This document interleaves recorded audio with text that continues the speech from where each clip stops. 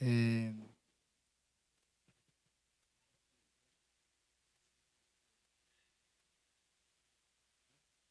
Som, tava dando uma microfino. Som, bom dia. Eu vou pregar para cá aqui, tem ninguém aqui.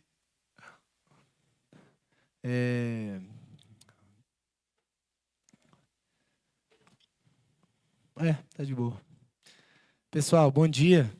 Você já deu bom dia para quem está do seu lado? Falou assim, bom dia. Deus te ama. Rapidão.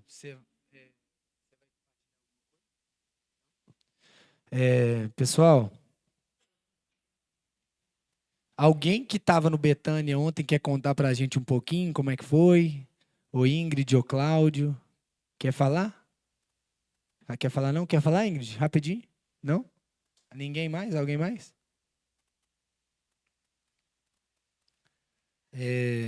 Antes, tem uns rostinhos novos aí. Seja bem-vindo, você que é a primeira vez aí na nossa comunidade. Sinta-se em casa, essa é a ideia aqui. Estamos aí numa jornada muito interessante aí de ressignificar, né, reapresentar Deus para nossa cidade e muito desafiador, mas muito galardoador também.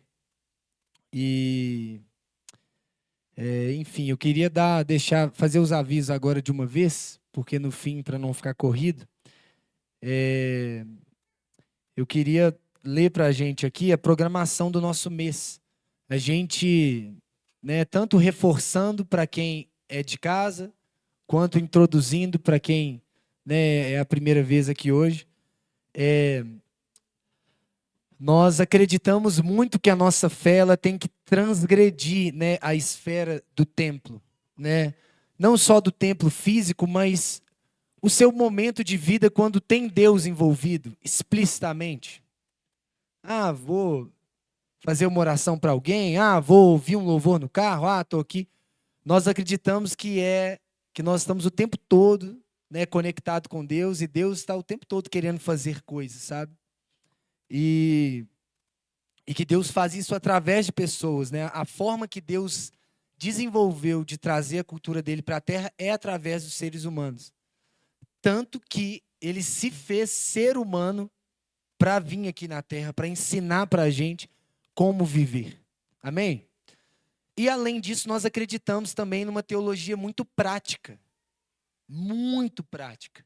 E a ciência deixa claro para a gente também, e eu vejo na minha própria vida, você deve ver na sua também, né? Todo mundo aqui passou pelo MEC, né?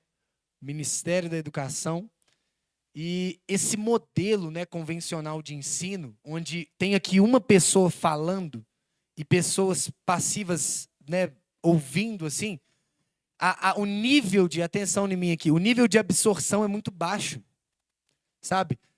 Por isso que Jesus ele não chamou, né, discípulos para uma sala de aula. Jesus chamou discípulos para seguir ele na vida dele, caminhando com ele, vendo, né, mostrando. E nesse meio tempo Jesus dava oportunidade para ele. Não, faz você agora. Nossa, errou, que pena e tal. Que pena, nós falamos. Até agora, Pedro. Mas enfim, é algo muito prático, é algo muito relacional. Então a gente pede, né, nós estamos, né, começando o mês agora, para você de verdade mesmo, fazer um esforço genuíno para tentar inserir, né, se inserir na nossa agenda. Porque são oportunidades da gente estar inserido em lugares que nós cremos, quando a gente interpreta a narrativa, né, das Escrituras, que é onde Deus está. Apesar dele estar em todo lugar, tem lugares que ele, né, de fato está. Onde tem dor, onde tem sofrimento, onde tem pessoas que estão, né, precisando dele. Então, nós temos muitos projetos, né, acontecendo aqui. E nesse mês, alguém já decorou aí o calendário? Para eu não ter que abrir aqui. Deixa eu abrir aqui. Achei. Ah, tá lá? Ah, voltou a internet? Tá. Semana que vem, dia 13, nós faremos aqui a nossa noite de adoração, que é uma programação da igreja. É importante frisar também, do nosso grupo aqui, nasceram mais duas organizações. Aqui nós estamos uma igreja, para a gente, é muito importante, para a gente, é tudo uma coisa só. São seres humanos, sem rótulos, querendo amar a Deus e fazer o bem e mudar o mundo à nossa volta aqui. Só que, por questões jurídicas, burocráticas, por estratégias de ponte com outras pessoas, nós fundamos uma organização do terceiro setor, chamada Incubadora do Bem, que ela meio que gerencia e é a capa, a representante nesse braço social da igreja para a sociedade. Né? E cá entre nós, nossa igreja nasceu com esse DNA, né, de reapresentar um pouco, desconstruir um pouco essa ideia da religião, né? Falar, vamos para a igreja e tal, tipo assim, a pessoa até arrepia. Então, assim, se chamar uma pessoa para ir fazer o bem, né, é diferente. Então, foi uma estratégia, uma ideia nossa e tal. E tem também a Casa das Estações, que é aqui, esse local físico aqui, uma espécie agora de negócios do bem, de empreender com essa mentalidade, sabe? De colocar o capital humano no seu lugar, quando se fala de empreender, e também arrecadar para a gente trazer sustentabilidade para os nossos projetos, né? Porque é muito desafiador. A gente está fazendo muita coisa. Quem conhece a gente, você sabe como é difícil a gente dizer não, né? E a gente tem falado alguns nãos, né, para famílias que chegam para a gente. Mas quão desafiador é também a gente falar sobre o assunto de finanças, né? Por estarmos ressignificando essa questão. Então a gente está com essa iniciativa. Então a Casa das Estações é uma coisa, a Incubadora do Bem é outra coisa e a Igreja das Estações é outra coisa. Mas é tudo uma coisa só. Fez sentido? Valeu, Paulo. E aí, já que eu falei sobre isso, dia 19, nós vamos fazer um lançamento aqui da Casa das Estações, né, que vai ser uma noite aqui de pizza e vinho, com o intuito de convidar pessoas, amigos, familiares para estarem aqui. Nós vamos convidar todos, pelo menos um representante de cada frente que é assistida por nós, os refugiados afegãos, o Tempo de Mesa, o Ele Clama, as famílias do Betânia, as famílias que a gente ajuda, né, amadas, não sei se vai ter como, mas enfim, a gente vai colocar, né, essas pessoas aqui para dar oportunidade para a gente ver, né, para as pessoas verem, né, então, vai ser muito, muito especial e vão ter brindes também. Eu fechei um brinde ontem muito top mesmo, um sorteio. E nós, enfim, vamos fazer algo bem especial. Então, convida alguém, esteja aqui. Quem vai vir, levanta a mão, por favor. Boa. Então, dia 19. O intuito é o quê? Uma noite do bem. Ver gente do bem aqui, ver os testemunhos, lançar tudo que a gente vai fazer aqui, enfim. E convidar pessoas para se envolverem com a gente. Dia 13 é a nossa noite de adoração. Uhul! Semana que vem, mês passado, foi muito bom, muito positivo. Dia 15, no próximo domingo, daqui 7 dias, nós vamos fazer a ideia do café comunitário. Que a gente faz o café com novos, que é uma ideia de conhecer quem está chegando agora e quem está chegando agora conhecer a gente também. Porque muitas dúvidas emergem, né? Tal, vocês pensam diferente sobre isso e tal. E a gente se conhecer um pouco mais. Só que meio que eu acho que para o dia 15, imagino que não tenha ninguém de novo, ou pessoas novas para ter esse café, mas nós vamos manter a cultura do café. Um café comunitário é muito... A liturgia por trás disso é muito positiva. Cada um trazer alguma coisa, saudável, estou zoando. Cada um trazer alguma coisa, colocar na mesa ali. Né, o Davi até fez uma reflexão, né? A gente terminou o café ali, sobrou um tanto de coisa no café. Como é que foi a reflexão, você lembra?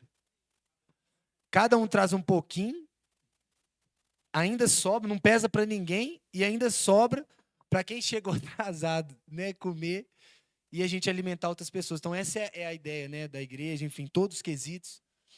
E, enfim, dia 15 nós faremos esse café. Dia 19 já falei. Dia 22 é o nosso culto lá no Ele Clama. Nós vamos fazer um culto aqui, tem o culto lá, todo domingo, mas nós vamos aqui fazer o culto lá. Então vai ter o culto de manhã também, mas vai ter o culto lá também. Talvez haja uma divisão assim talvez fique mais vazio, mas a ideia não é isso. A ideia é somar força lá, né, e dar oportunidade para a gente estar perto lá também. E dia 25 o almoço com os afegãos na casa do Davi e do Zaque. Amém? Acho que eu falei tudo. Sobre a reflexão, sobre a palavra, como eu falei, eu creio muito. Por exemplo, enquanto eu estou falando aqui, eu vou aprender mais do que vocês. É muito interessante isso. Quanto mais a gente fala sobre um assunto, quanto mais a gente ensina, né, a pirâmide de William Glasser, que é um estudioso, né, a respeito de aprendizagem, ele fala, né, que a gente absorve 10% do que a gente está ouvindo passivamente e 90% que a gente ensina. Porque meio que a gente faz dentro da gente. Por isso que às vezes você vai estudar, né? Toma de mim. Toma, sei lá, a tabuada. E aí você pratica e você está ali ativo fazendo isso. Então, eu queria hoje aqui a gente fazer uma reflexão muito participativa. Por isso que talvez vocês chegarem para cá depois, não precisa ser agora não, mas para a gente fazer algo bem assim, participativo mesmo. E sincero e vulnerável a respeito de um tema, né, muito, muito, muito importante. Mas vamos lá. Nós estamos em Êxodo. E Êxodo, né, relata para a gente a libertação do povo de Israel. E libertação não só externa, mas libertação interna. Não só a libertação das coisas que à nossa volta nos aprisionavam, e o problema estava fora, como a libertação interna. Saímos do Egito, mas o Egito não saiu de nós. E o lugar para isso é o deserto. E nós já estamos num momento interessante, como o Davi falou aqui, é que Deus não só removeu coisas ao redor do povo, como começou a aflorar coisas de dentro do povo, né? Como nós temos falado sobre isso, né? Deus, lembrem-se de como Deus guiou vocês esses 40 anos no deserto, com o fim de aflorar, de exteriorizar. Fala comigo, exteriorizar.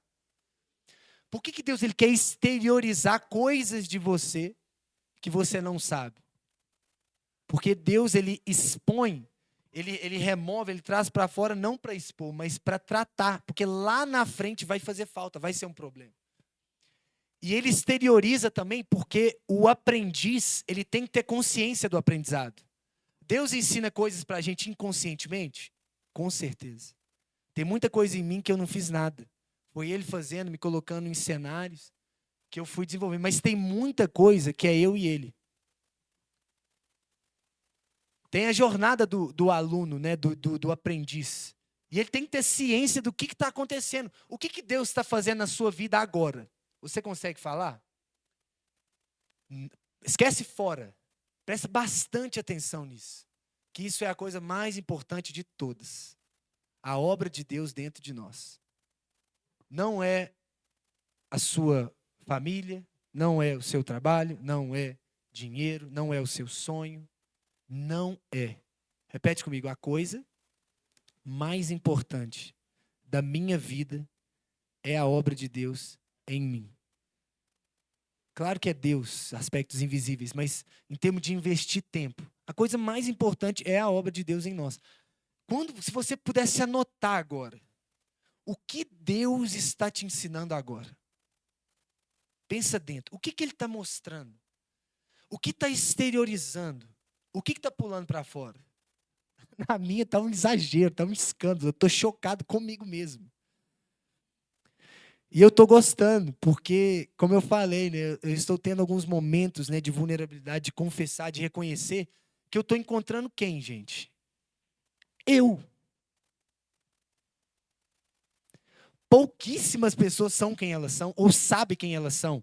E eu não estou falando aqui de identidade. Eu sou um filho de Deus. Eu não estou falando essa identidade que vem de fora, não. Eu estou falando a realidade da sua alma ferida que vem de dentro. Pouquíssimas pessoas sabem. A gente fala muito sobre autoconhecimento positivo e fala muito pouco sobre autoconhecimento negativo. É ou não é? Então, quantos de nós aqui, se a gente puder descrever, você sabe o que Deus está exteriorizando de dentro de você? O que está, assim, escancarado? E mais interessante do que isso, quando escancara, qual que é a sua reação? É proteger, é fingir, é maquiar, é se apresentar diferente para uma outra pessoa? Ou é você aceitar isso? Eu estou vendo que eu tinha várias formas de não aceitar isso. De tentar forçar a estar num lugar que eu não estou ainda. Nós queremos chegar lá. Nós queremos a mudança. Mas até para chegar na mudança, eu tenho que reconhecer que eu não mudei ainda, que eu ainda preciso de Deus. Eu ainda tenho esse problema. E a reação, ela não mente. Você consegue mentir para fora, mas dentro ela não mente. E Deus intencionalmente está provocando. Levei para o deserto a fim de te provar para ver o que estava no seu coração. E muitas vezes nossa postura é reclamar, em vez de agradecer. Que bom que você está mostrando isso. É muito sério, é muito interessante isso. Então, autoconhecimento negativo. Não estou falando que pessoas não sabem quem elas são em termos de identidade. Fora. Aqui vem afirmada por Deus que nós somos filhos. Mas a realidade que vem de dentro. Dos nossos esquemas, como diz na psicologia, as nossas projeções das nossas feridas. E é uma ilusão a gente achar que vai cumprir o nosso propósito assim. Tanto que muitas vezes o nosso propósito está associado à nossa cura da nossa maior ferida. Porque Deus não desperdiça histórias. Tem uma frase que eu criei no meio de uma palestra uns 2 anos atrás, que eu falei para adolescentes, que a sua história não vai ser desperdiçada. Se for ressignificada. E se ela não for ressignificada, ela vai ser o quê? Perpetuada, de uma forma negativa. Então, assim, temos que aceitar. E quem aceita individualmente, atenção aqui, aceita o quê?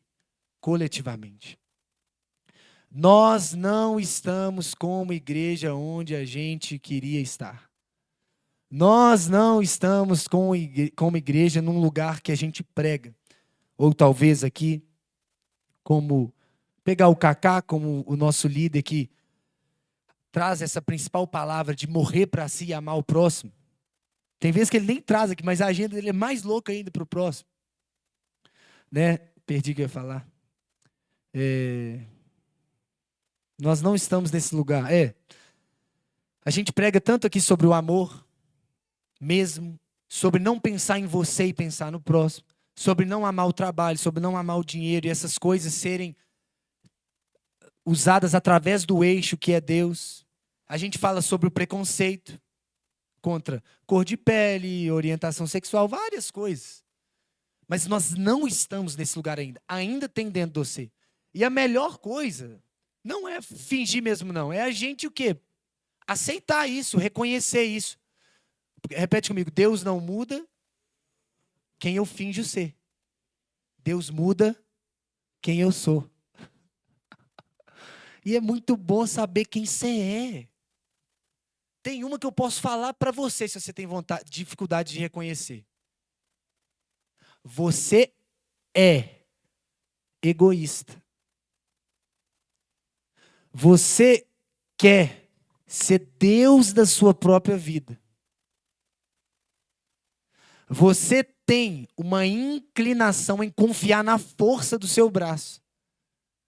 Você tem aí uma inclinação de colocar a sua esperança no dinheiro e configurar a sua vida para isso. Porque tem coisas que são gerais. É o pai falando para a criatura. Então, nós estamos falando muito sobre isso, sobre aflorar. Mais uma frase aqui. Repete comigo. Não se assuste com você mesmo. Não, mas aí você está falando, calma. Eu não vou me assustar comigo mesmo, nem com o meu próximo. Nada assustava Jesus, gente. Não assustar porque é a realidade, a gente tem que ser empático. É quem a pessoa é. E o pior, olha o lugar que nós estamos indo. O problema é quando tem algo não dentro, pronto, e você finge algo fora. Agora, o problema é quando você faz isso com o outro. Tem algo dentro dele e você tenta forçar ele fora. Você tenta mudar pessoas. Quem está vivendo isso agora? O Igor, gente, com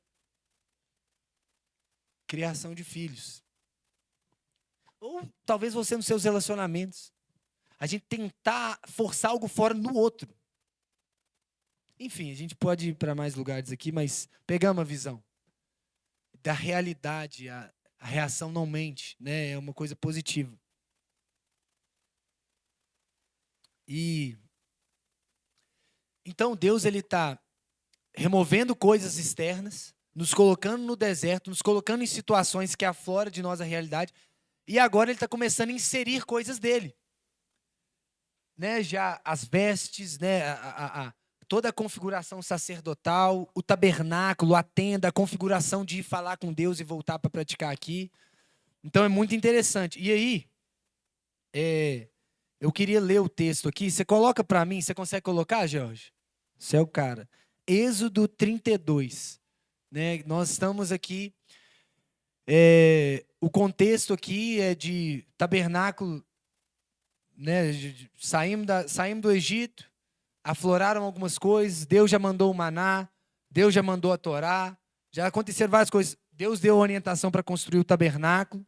E aí, nós vamos perceber, como se não bastasse, mesmo não tendo tanta coisa fora, o coração ele consegue criar algo, né, para simular Deus. Vamos ler junto? Amém?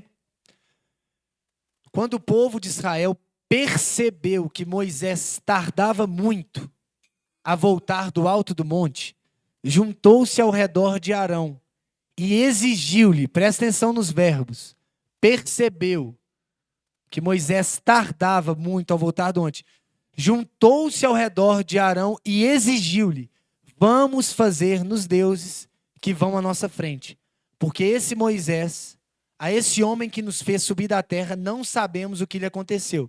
Eles estão pegando um homem e substituindo por Deus. Só isso já mostrou que eles estavam idolatrando Moisés. Deu para perceber? Porque não saiu Deus e ele, faça Deus. Saiu um homem e falou, faça Deus. Ou seja, o Deus para ele estava onde? No homem. Idolatria. A líder. Perigoso. Arão consentiu. Pesquisa o que significa essa palavra no original aí. Consentiu. Seu celular está ali? Pesquisa aí, MH.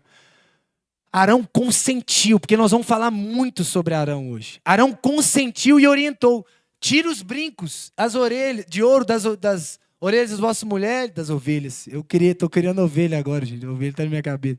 Das orelhas das vossas mulheres e dos vossos filhos e trazei. Então todo o povo tirou das orelhas os brincos e entregaram a Arão.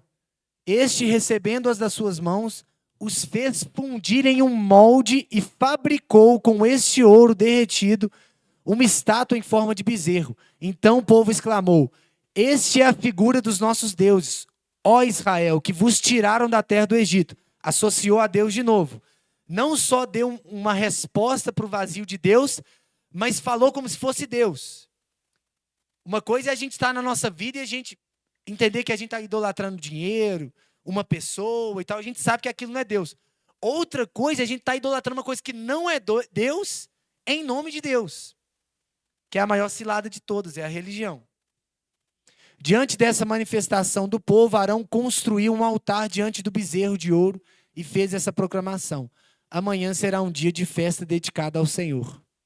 No dia seguinte, todo o povo se levantou bem cedo, ofereceram holocaustos, trouxeram sacrifício de comunhão.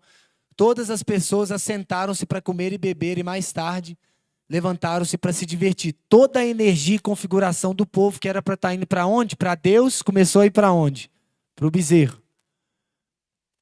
Próximo.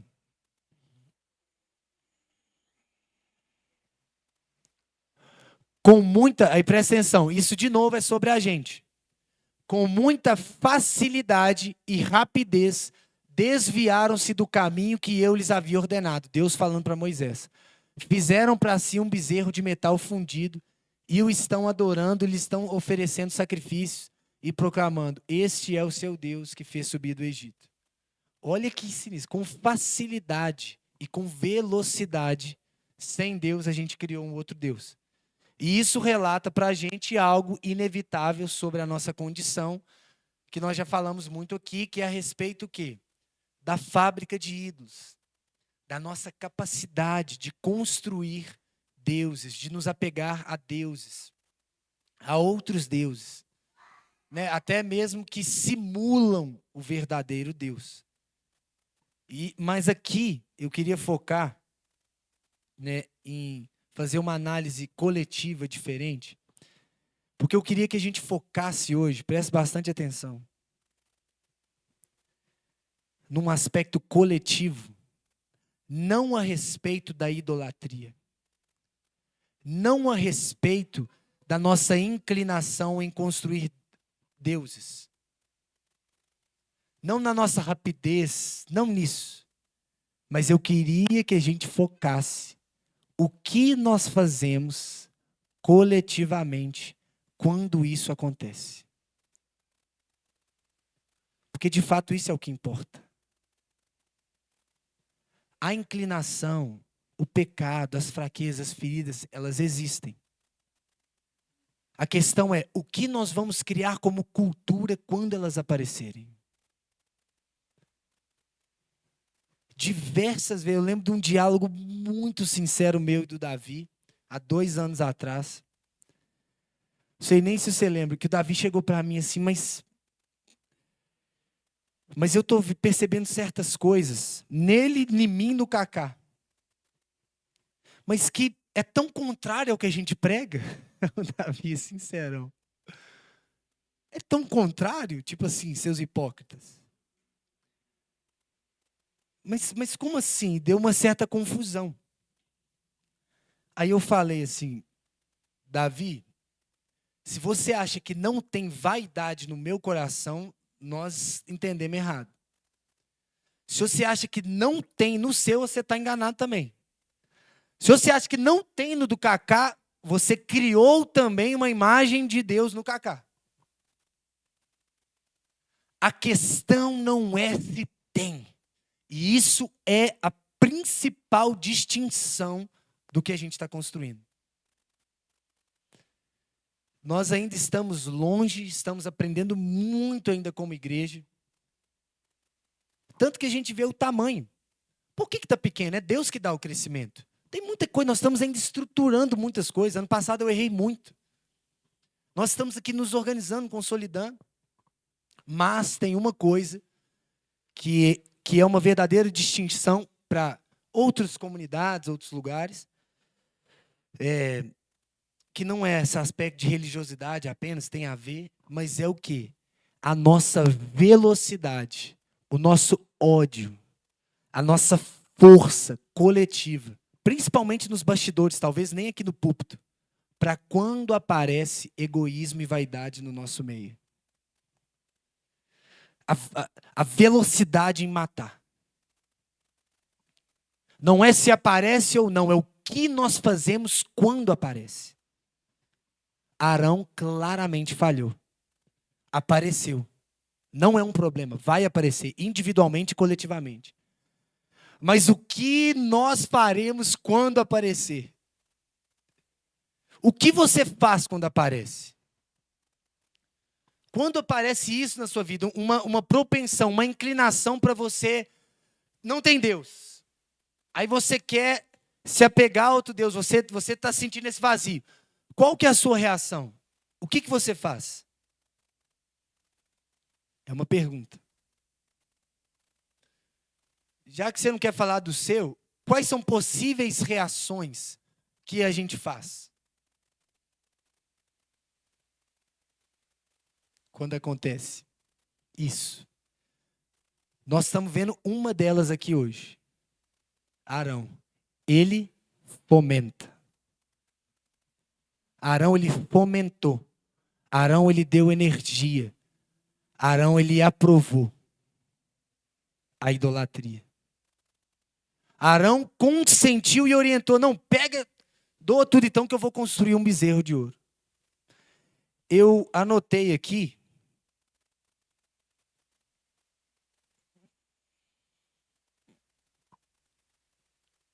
Sete 7 reações ou 7 posturas que a gente coletivamente pode ter diante desse momento.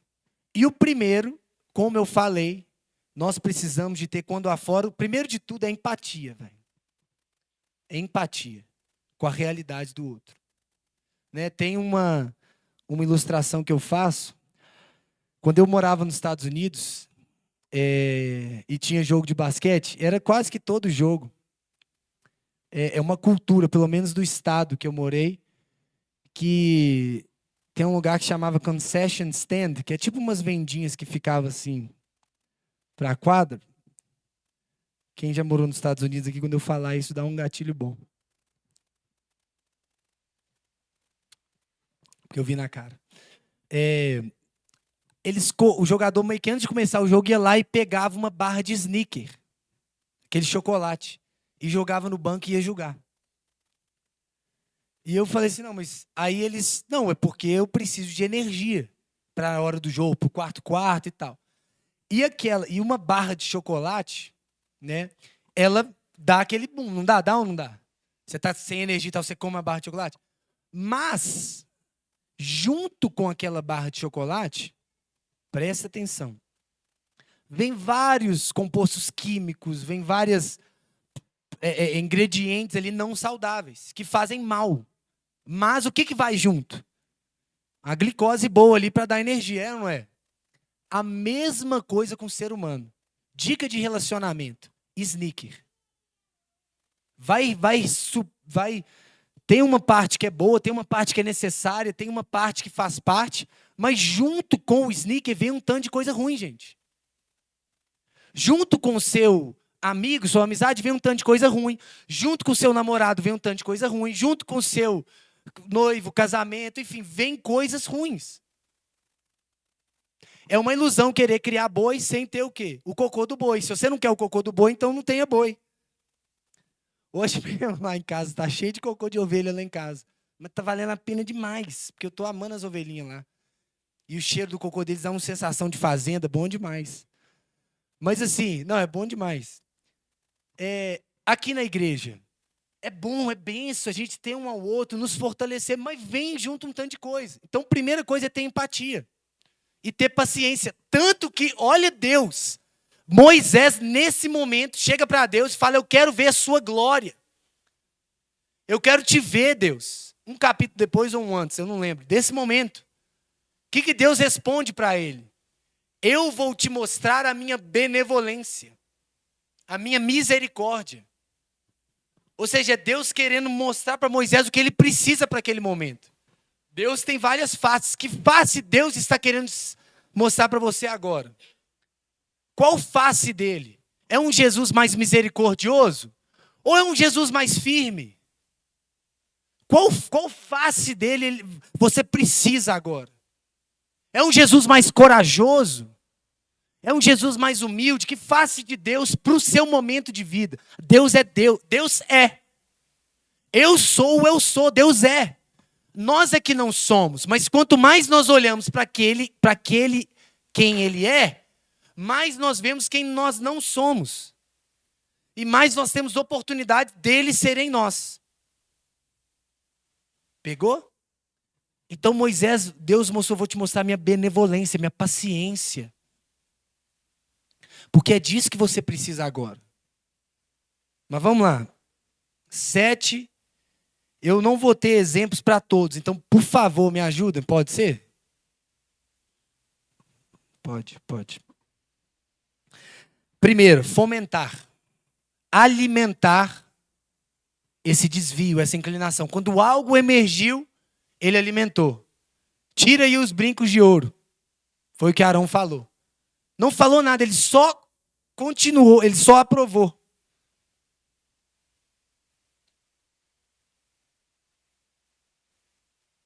Nós estamos fazendo um evento, né?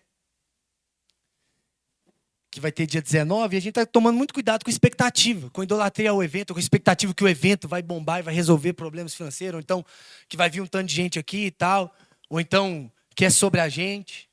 E aí, internamente, o quê? Quando algo fala, calma, respira fundo, né? Não foca tanto.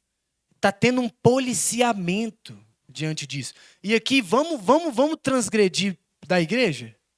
Coloca na sua casa, coloca nos ambientes que você está. Não pensa só na responsabilidade da igreja, não. Coloca na sua empresa. Talvez uma empresa que talvez começou com uma ideia de, que foi o exemplo que o chat deu aqui, uma ideia de tipo assim, não, nós vamos viver com um propósito. Aí está batendo meta a todo custo e machucando as pessoas que trabalham na empresa. Quando acontece isso, essa postura, que seja do líder ou que seja do colaborador, o que a cultura faz? Espera aí, nosso propósito não é esse, não. Espera aí, fulano está machucando, está sobrecarregado. O que acontece? Então, primeiro é fomentar. Segundo, normalizar. É normal. Ah, não, é assim mesmo. Ah, não, mas o ser humano é caído mesmo. Ah, não, mas todo mundo é assim. Isso é muito válido para um começo de empatia. Mas para onde a gente está indo, não pode normalizar. Ah, não, é normal mesmo a gente esquecer essa ideia de Deus ser Deus mesmo e viver o plano dele. Eu quero viver o meu sonho mesmo. Normalizar. A cultura nossa é ótima em normalizar. Né, eu tenho falado muito que eu quero estudar sobre a capacidade do cérebro de se adaptar, porque já tem vários argumentos prontos em cada desencadeamento antinatural da vida para afirmar que é normal e para tranquilizar a gente. E já tem várias ofertas para fazer em nós, para a gente continuar vivendo desse jeito, de abafar os sintomas. Né, eu faço uma mentoria e eu dou um exemplo de uma pessoa que usa um sapato um número a menos e trabalha o dia inteiro. Só que onde ela trabalha, todo mundo usa sapatilha um número a menos e trabalha o dia inteiro. Quando ela chega em casa, ela tira a sapatilha, o pé dela respira e vive como pé pela primeira vez. E ela está lá e dói muito. Aí ela conversa com quem? Com quem está usando sapato também. Com outra pessoa que usa também, que usa também, que usa também. Aí ela fala, o seu está doendo? Ah, o meu também. Ai, que bom. O que fizemos? Normalizamos algo antinatural. Não é de boa julgar, não é de boa adorar dinheiro, não é de boa querer ser o melhor. Não é de boa, ah não, mas e todo mundo, não é de boa, tem coisas que não são normais. No nosso teto de Jesus, ele não normaliza de jeito nenhum. Tem certas coisas que não é de boa. É tranquilo eu conscientemente saber que eu estou nesse lugar temporariamente, mas eu estou indo para um lugar de mudança, amém, velho? E Jesus, ele faz isso. Ele não normaliza. E ele não normaliza nem sempre com a voz, é com a prática muitas vezes. Por isso, velho, que falando do Kaká de novo assim, é um cara que ele não deixa normalizar uma vida tranquila só pensando em mim. É isso. A gente começa a querer, ah não, mas você fez isso. São muitas desculpas, a gente é muito bom em dar desculpa e normalizar um tanto de coisa. Deixa eu ver o exemplo que ele deu aqui. Fala de Sansão, mas não vai dar tempo de abrir. Deu exemplo também em política, com corrupção, vícios digitais, materialismo como padrão de sucesso. A gente pode falar aqui vários. Alguém quer falar algum? Talvez no campo da fé, algo que normalizou, que é normal, mas que não é para Deus. Alguém quer falar? Então, esfriar, né? Um esfriamento espiritual. Esse que a Maria Helena falou é um que pega para mim. Que pega para mim mesmo, o esfriamento. E como que a gente faz essas percepções? No meio que a gente está. É nesse lugar que a gente tanto que a gente se permite normalizar, quanto que a gente permite falar, uau, tem mais, ou então, nó, é muito bom. Muitas vezes eu luto para ser essa pessoa. Muitas vezes eu faço coisas em mim que eu sei que para mim não estava normalizado, mas para o outro estava normalizando e eu fiz na frente dele para ele ver. É o líder faz isso, e todo mundo foi chamado para liderar de alguma forma, gente. Então, no seu meio, você não pode ter só pessoas ali que estão com o sapato enfiado no pé, mas senão todo mundo vai, não, é assim mesmo. A gente está fazendo a adaptação na externa escolinha. E um dos meus maiores erros é de como ia ser essa adaptação, para não ser algo traumático, né? E tem pessoas, né, que pensam, né, que vê, às vezes eu vi assim, né, o menino gritando, mamãe, gritando assim, tipo assim, qualquer um que olhar de forma neutra, com a consciência do amor, vai olhar, isso não é normal. Isso está claramente traumatizando a pessoa. Aí vem uma pessoa no Instagram, eu estou conversando, vai passar, é normal e tal. Com certeza tem coisas que eu exagero, mas com certeza tem coisas que a gente aprendeu a achar que é normal e não é. E vamos escolher lá na frente, depois. Mas graças a Deus, a escola da Esther dá. Até hoje a gente está indo lá na escola. Está dando essa oportunidade da gente fazer isso sem pressa, devagar e tal, para ela ser inserida. Mas alguém ia falar? Você ia falar?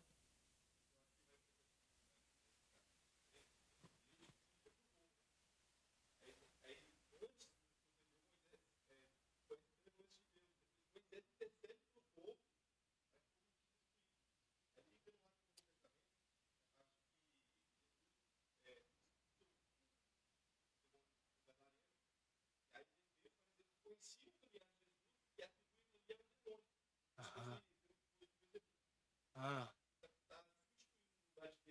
uau.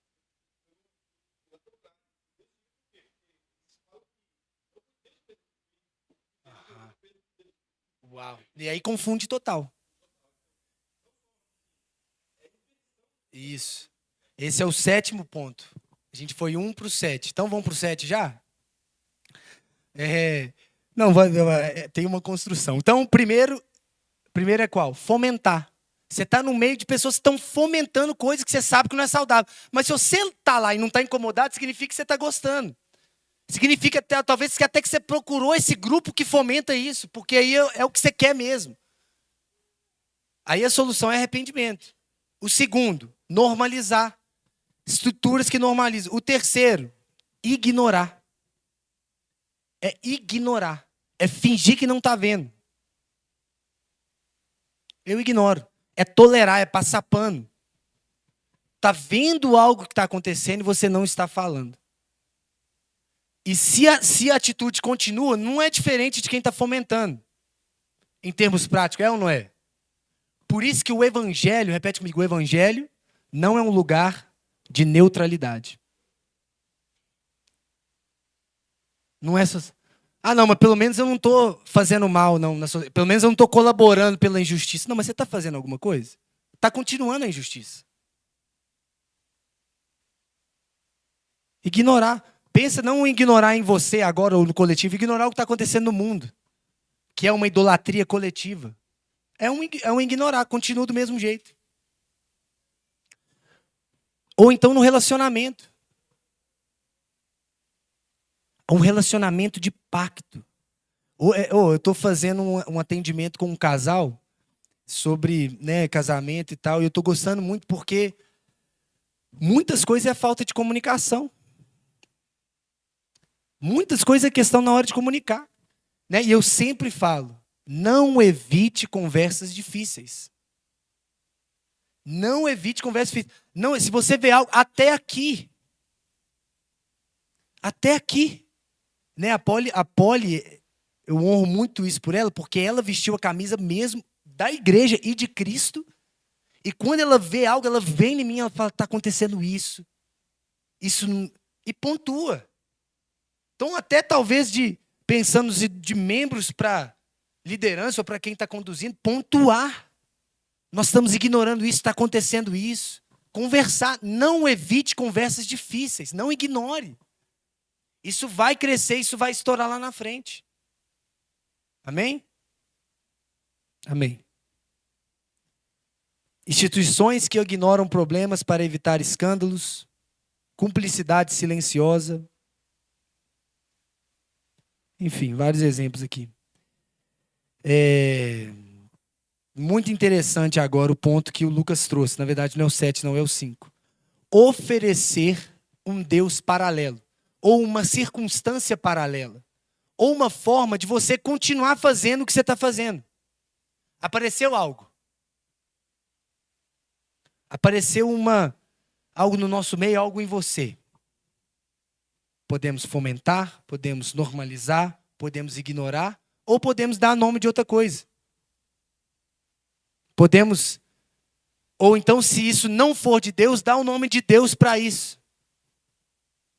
Eu queria ler um texto, eu queria ler vários versículos para a gente ver algo que um líder fez em um momento confuso na história de Israel. Mas eu lembro quando a gente fazia o estudo lá na casa, no lote, que foi um dos textos mais interessantes que a gente já leu de todos. Abre aí, por favor, George. 1 Reis 11, 4. Eu vou citar cada versículo e a gente vai lendo aí. 1 Reis 11, 4. E à medida que Salomão ia se tornando idoso, suas mulheres o influenciaram decisivamente a seguir seus deuses e divindades. E o coração de Salomão já não era totalmente dedicado a Yahweh, o Senhor. Olha isso. Começa na ambiência, começa no líder também. 1 Reis 12, versículo 4.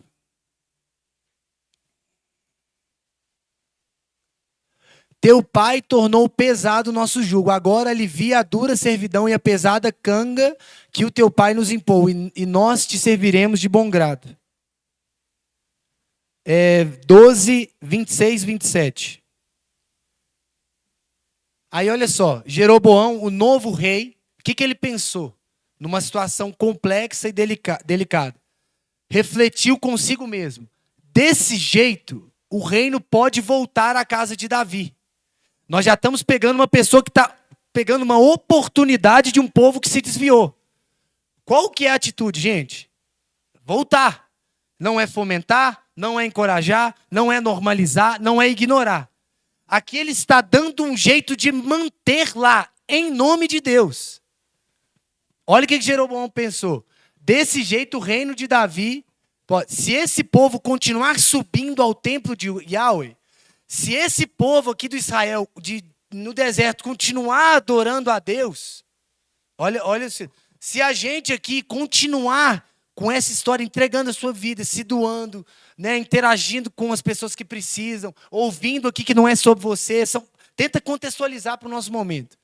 Em Jerusalém, para oferecer esse sacrifício, o coração do povo se voltará para o seu Senhor. Roboão, rei de Judá, e acabará por me matar. Que Roboão, antes dele, apontava para Deus. Ele não. Próximo, 28. 12, 28. Depois de ter recebido alguns conselhos, o rei fez o quê? Não, nem sabia, velho, que doideira, é o mesmo Deus. Olha só. 2 bezerros de ouro e declarou ao povo: ó Israel, já chega de subirem a Jerusalém. Aqui estão os seus deuses e divindades que te tiraram do deserto. O mesmo rei, pegando uma estratégia que aconteceu ali do momento, Arão se sentiu pressionado ali e cedeu, ele pegou e replicou. Porque funcionou. Funcionou tanto que quando Moisés desceu do monte, estava lá. A galera o quê? Festejando em volta do bezerro de ouro. Perdida. E eles pegaram e ele replicou isso. 28, 30, por favor. 12, 30. E com essa atitude, todo o povo veio a cometer pecado, porquanto passou a ir até a cidade de Dan para adorar e cultuar aquele bezerro. Olha só, 32 e 33. Jeroboão celebrou uma festa no 8º mês, no 15º dia do mês, à semelhança da festa que se celebrava em Judá, e subiu um altar. Olha só, ele pegou e fez uma festa no mesmo dia que era para ter uma festa o quê? Para Deus, o Deus verdadeiro, e meio que desvirtuou o povo para isso. Assim fez ele em Betel, sacrificando em louvor os bezerros que mandara construir. Enfim. Olha só. Quando nós colocamos em nome de Deus isso que a gente está fazendo. Ou quando pessoas... Olha um que é muito, muito atual. Quando acontece algo na sua vida que talvez é consequência sua, de um erro seu, e já aconteceu comigo já. Ou quando você está buscando e conquistando várias coisas. E cá entre nós, gente, não está saudável, não está fazendo bem para você, você está preparando a sua própria ruína e uma pessoa chega e fala, não, Deus está te abençoando, hein? Não, é de Deus. Já aconteceu isso com você? É de Deus. E aí só depois uma pessoa veio e falou assim, não, na verdade, não é. Então, é muito comum. Ou então, algo negativo. Que a pessoa fala, não, é de Deus. É muito importante a consciência coletiva, a ambiência à nossa volta, que é ela que vai determinar o nível do escândalo. Existem muitas pesquisas que nós somos movidos por massas. Não sei se vocês já viram aquela pesquisa de uma sala que chega, a pessoa está numa sala, é muito engraçado, tem 3 pessoas sentadas e uma secretária esperando o médico abrir a porta. Aí a pessoa chega, uma pessoa séria e tal, aí a pessoa, dá bom dia, meu nome é tal, pode sentar aí, espera a sua vez na consulta. Aí, não sei se quem está em casa vai poder me ver, deixa eu colocar a cadeira aqui. Aí a pessoa está assim, né, sentada, todo mundo sentado, aí faz um barulho, pi, aí as pessoas levantam e assentam assim. Aí a pessoa já olha assim, uai. Aí, pi, a pessoa levanta e assenta. Aí na terceira, o que acontece? O cara está fazendo isso, está repetindo. O cara que chegou, que é uma pegadinha, ele repete.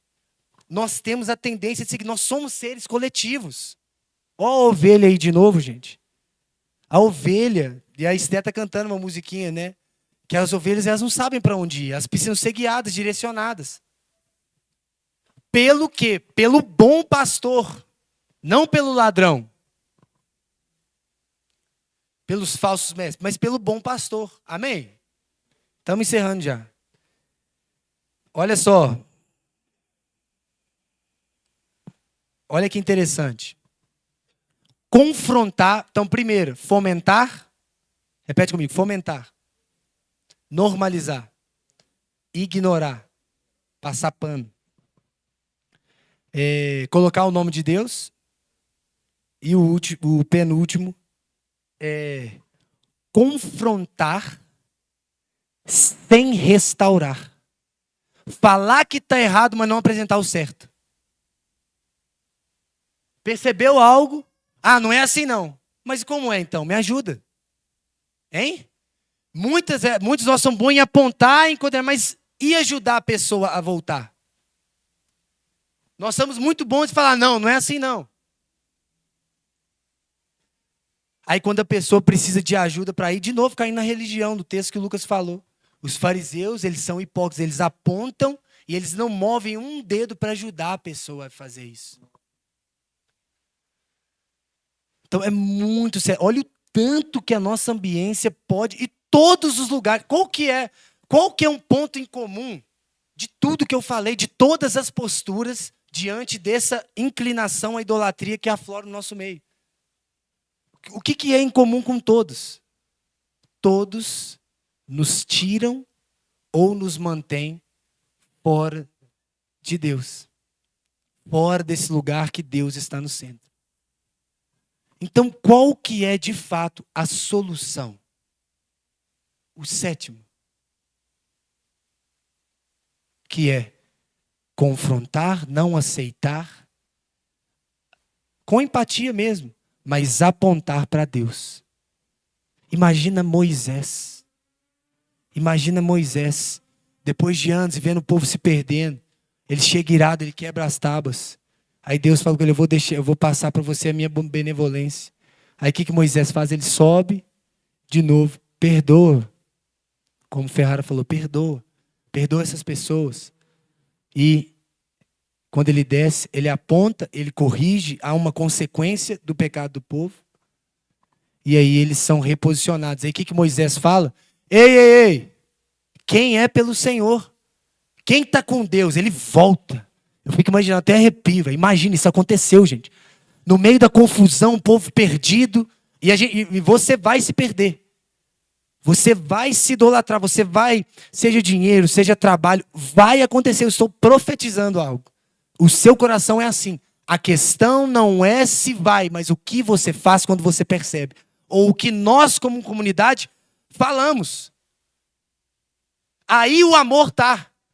Se você ama a mesma pessoa e fala e traz para Deus, ou se, não, Deus está abençoando. Então, tá entendendo?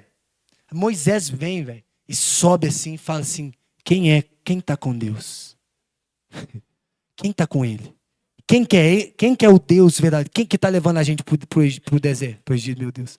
Para a terra prometida. Quem está com ele? Ele traz tudo para o eixo de novo. Eu dou a minha vida por isso. Modéstia à parte, eu quero ser esse cara. De não deixar nunca se perder quem está comigo. Ou quem está com a gente aqui. E que eu oro para que seja o mesmo zelo com você.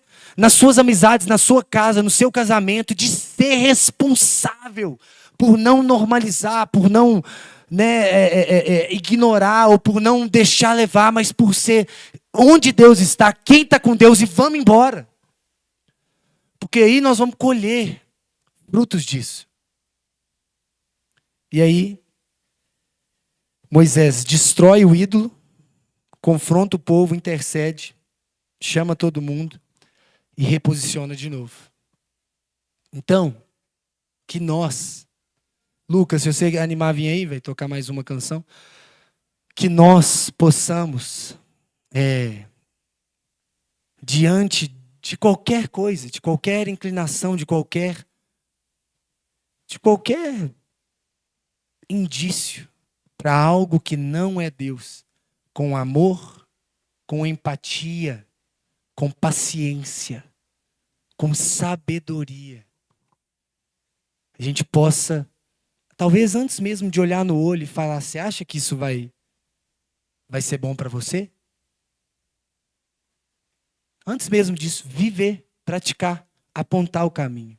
Eu lembro quando tinha aquela sala, um dos diálogos mais sinceros desse foi um aqui e um ali, que um era 2 horas da manhã e o outro era 3 horas da manhã.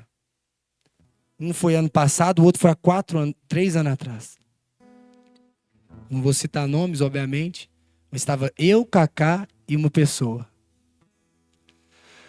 E aí, a pessoa falou. E a gente concordou com tudo. Falei: eu entendo, eu concordo. Mas se você ir por esse caminho, não é o caminho de Deus. Olha aqui o que Jesus fala. Não é. Você está pensando em você está se comparando com outras mulheres. E aí fomos falando. Fomos duros até, tipo assim, em alguns momentos. Aí ela chorou, abraçou e agradeceu. Porque vale a pena. Vale a pena. E no outro aqui foi um pouco mais violento, por causa dos danos, da urgência. Mas nós olhamos no olho e falamos. E provocamos. E de novo, não só com a fala, mas com a nossa vida. Se você está incomodado, talvez algo está te incomodando. Talvez até, sei lá, em relacionamento. Porque o falar talvez é a última das opções. Mas com a vida, pega aí, segura na mão de Jesus e vai, dá exemplo. Dá exemplo. Seja responsável no lugar onde você está por não deixar a consciência das pessoas cauterizar.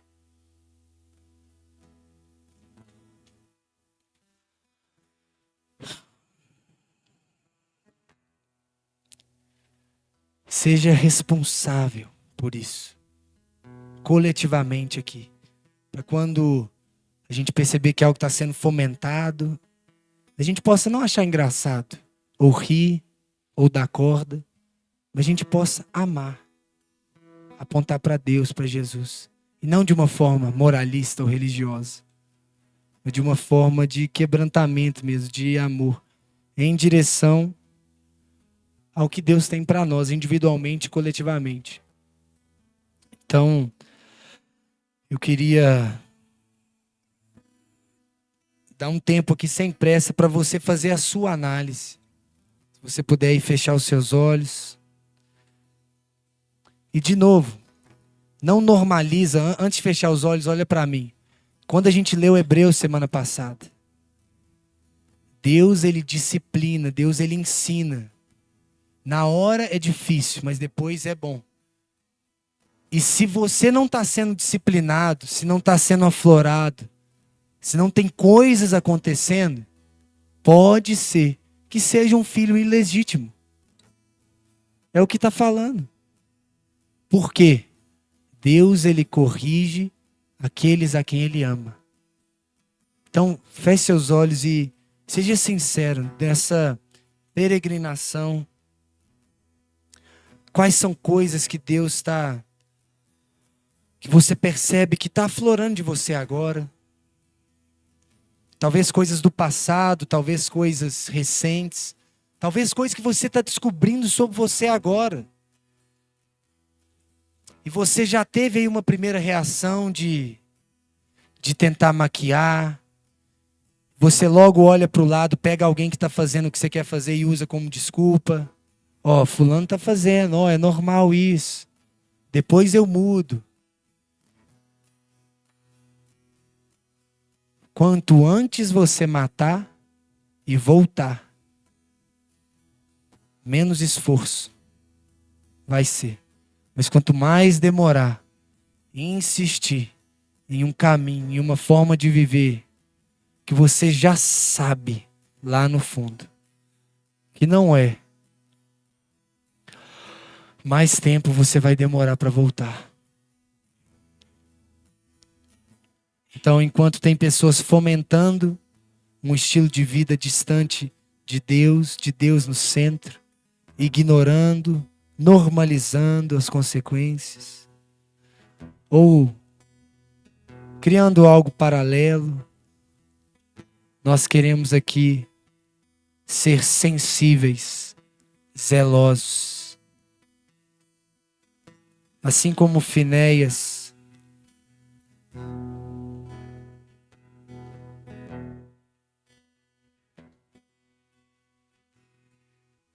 que em Números se levantou diante de uma situação ali de infidelidade do povo. Ele pega uma lança e ele atravessa duas pessoas. Obviamente não é assim que Deus faz hoje, mas mostra o zelo em não permitir, né, que o povo se acostume com o egoísmo, com negligências, com medo, com desculpas. Deus, nós estamos aqui, Pai, nós confessamos aqui, Pai, os nossos pecados, Pai. De verdade, Deus. Como a Maria Helena falou, de antemão aqui nós confessamos muitas vezes a nossa frieza aqui, Pai, a nossa negligência a estar perto de você, Pai. Deus, nós confessamos aqui as nossas desculpas, Deus. Deus, nós confessamos aqui os nossos argumentos para não fazer o que a gente sabe que a gente tem que fazer. Deus, nós confessamos as nossas idolatrias em se juntar com pessoas que vão aprovar o que a gente quer.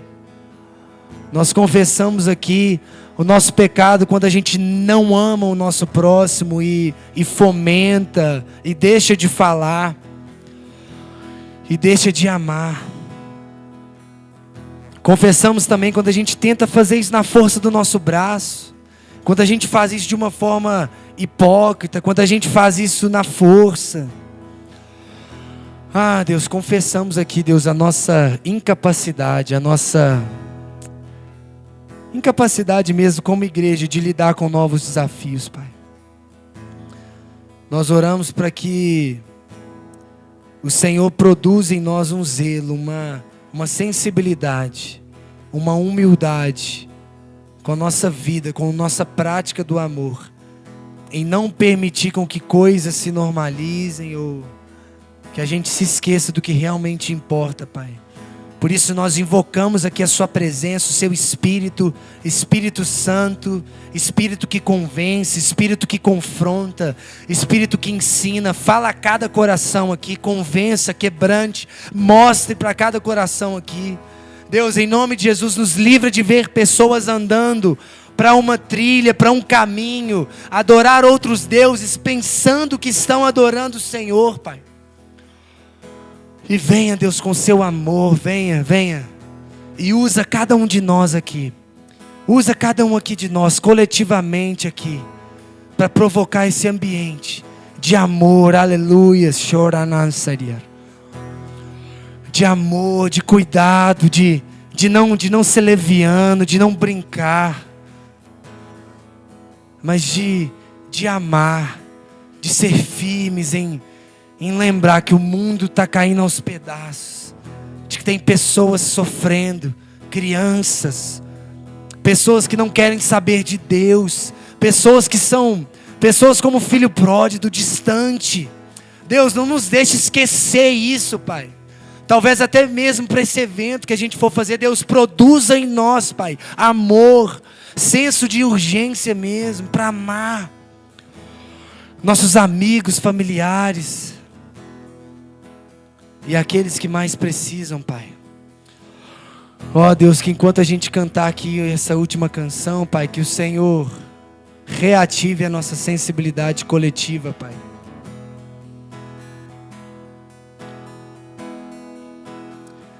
E que a gente seja conhecido, não pelos perfeitos. Uau!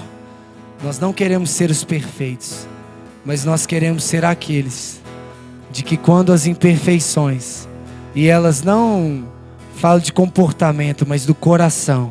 Uau!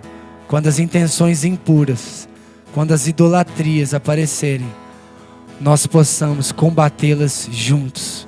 Nós possamos manter o caminho de Jesus.